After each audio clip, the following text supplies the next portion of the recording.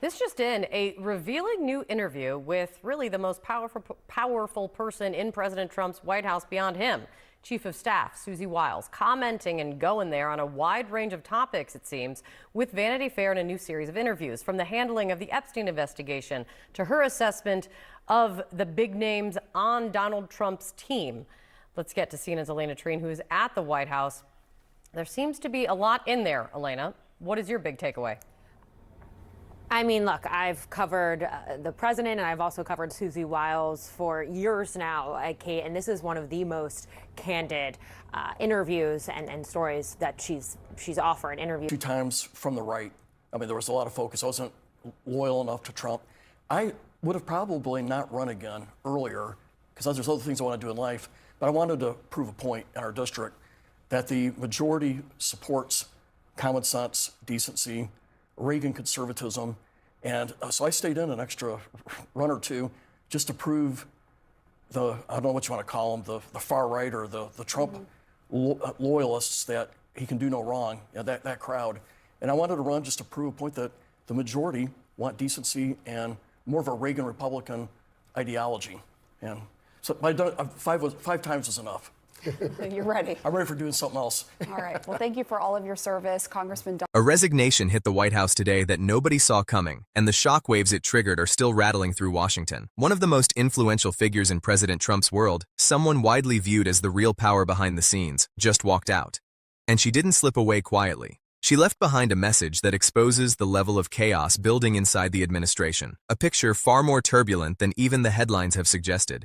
What unfolded today wasn't just another staffing change. It was a moment that revealed just how close the inner workings of the West Wing are to total breakdown. And if this is what it looks like now, imagine what it's going to look like in the months ahead. Susie Wiles, Trump's chief of staff and one of the few people trusted to manage his daily reality, resigned effective immediately. No warning, no transition, no soft landing. She simply decided that she'd reached her limit. After months of nonstop crises, internal blame games, and a White House slipping deeper into dysfunction, she concluded that the situation had become ungovernable. And for someone as experienced and steady as Wiles to hit the eject button, the underlying problems have to be far worse than anyone outside the administration realized. Her decision came on February 2nd, just hours after a fiery Fox News segment where Trump blew up over the Texas election disaster. His frustration, his defensiveness, his comments about loyalty, it all added fuel to an already overheated climate. But the real story isn't the TV appearance. It's what happened afterward, a familiar pattern of blame that landed squarely on Wiles and her team.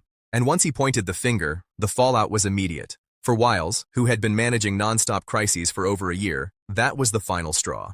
Before we get to the shocking details of her resignation letter, you need to understand why this moment is such a big deal. In any administration, the chief of staff is the person who keeps the ship steady. They coordinate the agenda, they manage internal operations, they control who gets access to the president and which issues reach his desk. When that person quits, abruptly, it's not just a sign of trouble, it's a sign that the entire structure is cracking. Wiles wasn't just another staffer. She was the stabilizer, the operator, the one person who could tell Trump no without getting thrown out of the room. And she'd been by his side for years, long before he returned to the White House. She understood his habits, his demands, his unpredictability, better than almost anyone. That's why he chose her the moment he secured the 2024 victory. Now she's gone. And the reason she left reveals a story far more complicated and far more explosive than a bad election night. Her resignation email was blunt. Almost shockingly so. She wrote that the administration was drowning in constant scandals, internal fractures, legal battles, and a never-ending war between factions inside the West Wing. She described a culture where blame was deployed more quickly than solutions, where leadership was reactive instead of strategic, and where governing had become a daily struggle against mounting dysfunction. The scandals surrounding the DOJ, the ethics officials stepping down, the judges blocking policies, the noise around the Epstein files, all of it had created a storm that made the job nearly impossible. She also wrote that after spending 18-hour days trying to keep the ship from capsizing, she refused to become the scapegoat for failures she could not control. Once she realized she was being positioned as the fall person for the Texas wipeout, she chose to walk away. Her message was clear. She wasn't going to keep trying to fix something that no longer wanted to be fixed. And here's where things get even more serious.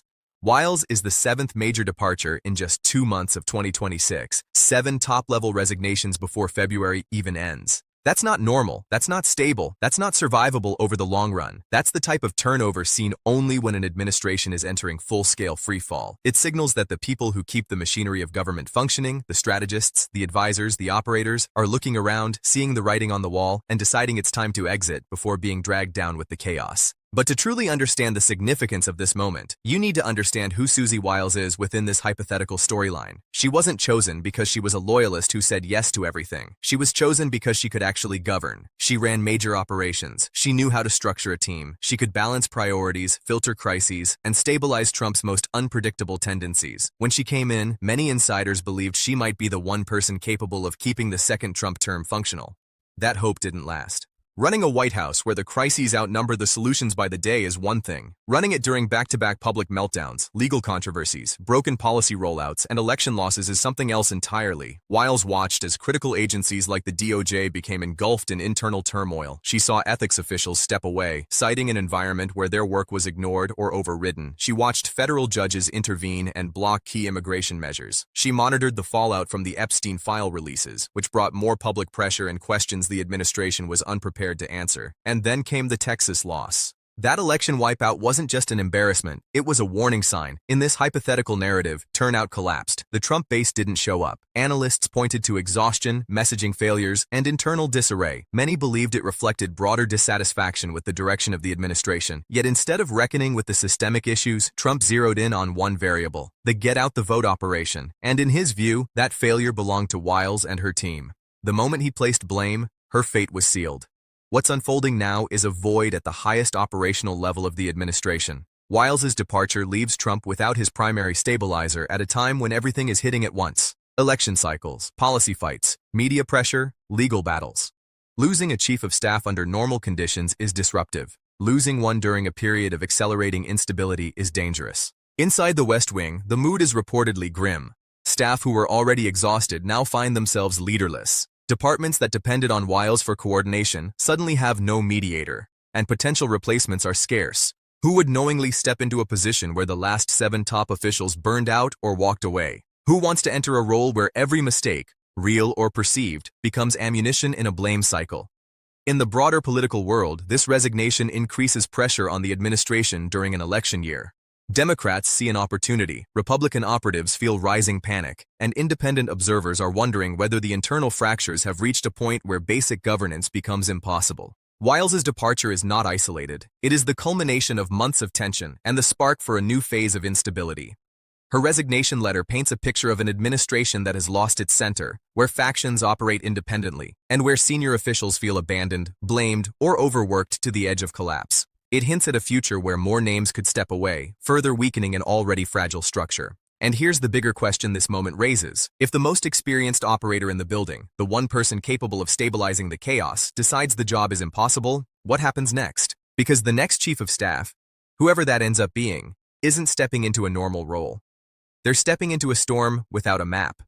They'll inherit the same crises, the same scandals, the same internal divisions, but with even less leverage and even less institutional support. The administration needs a strategist with experience and resilience. But the people who fit that description are the least likely to sign up for a position where burnout is guaranteed and blame is inevitable. This creates a power vacuum, one that will ripple through the administration's operations, communication, policymaking, and political strategy. Already, top Republicans are quietly questioning whether the president can manage the escalating internal pressures. Some fear that this moment marks a turning point toward deeper instability. Others believe the administration will struggle to execute any major agenda without a chief of staff who can function at full capacity.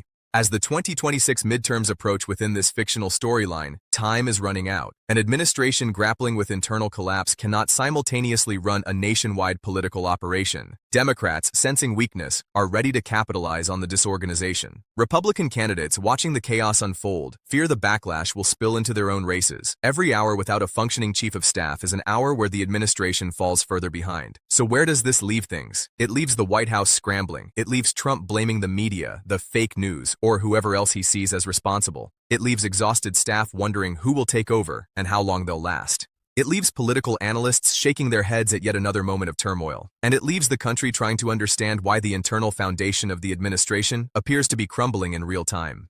Susie Wiles looked at the landscape, an administration overwhelmed by crises, fractured by blame, hampered by instability, and decided she wasn't going to spend another day trying to manage the unmanageable. And whether you agree with her or not, her choice sends a message no one can ignore. Something inside the White House is breaking. And if the administration doesn't find a way to stop the internal unraveling, this hypothetical storyline suggests that the chaos we're seeing now may only be the beginning. If you found this breakdown insightful, make sure to subscribe, hit the like button, and turn on notifications so you never miss an update. There's a lot unfolding, and we'll be here to walk you through every development as this story continues to evolve. Stay tuned.